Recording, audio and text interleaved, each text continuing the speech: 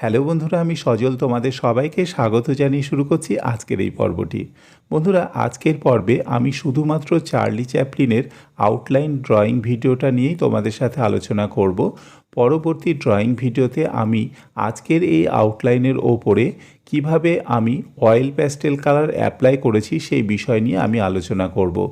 বন্ধুরা, যারা নতুন এখনও বাংলার আর্ট ড্রয়িং চ্যানেলটিকে সাবস্ক্রাইব করনি, তারা চ্যানেলটিকে সাপোর্ট করার জন্য অবশ্যই চ্যানেলটিকে সাবস্ক্রাইব করো ও বন্ধুদের মধ্যে শেয়ার করো। আর ড্রয়িং ভিডিওটি ভালো লাগলে অবশ্যই একটি লাইক প্রেস করো।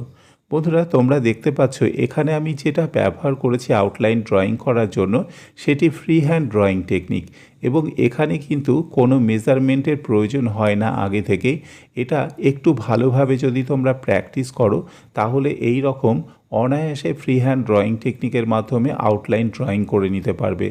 আর আউটলাইনটা একটু পারফেক্ট হয়ে গেলেই তারপর বাকি চাই শেডিংয়ের কাজ করো চাই কালারের কাজ করো, কোনো রকম কিন্তু অসুবিধা হবে না। তোমরা দেখতেই পাচ্ছ প্রথমে কিন্তু আমি যে আউটলাইনটা করছি সেটা আউটসাইড বরাবর প্রথমে করে নিলাম, এবং তারপরে ধীরে ধীরে ভেতরের অংশ যেমন চোখ এবং নাকের পোর্শনটা আমি এখানে ড্র করব। চোখের ওপরে যে ভুরুটা আছে সেটা লেফট হ্যান্ড সাইডেরটা একটু নিচে এবং রাইট হ্যান্ড সাইডেরটা একটু ওপরে হবে। এরপর নাকটাকে ঠিক হালকা করে এখানে আমি ড্র করে নিচ্ছি আউটলাইনটাকে। পরে যখন কালার আমি এর উপরে অ্যাপ্লাই করব তখন সেই বাকি যে পোর্শনটা শ্যাডো এরিয়া বা লাইট এরিয়া থাকবে সেগুলোকে আমি ওখানে ফুটিয়ে তুলব।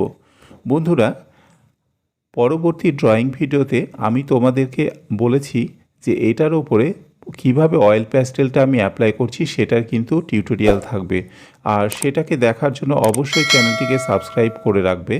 তোমাদের সাথে দেখা হচ্ছে পরবর্তী ড্রয়িং ভিডিওতেই। সবাই ভালো থেকো, সঙ্গে থেকো, আর আউটলাইনটি ভালো লাগলে একটি লাইক প্রেস করো।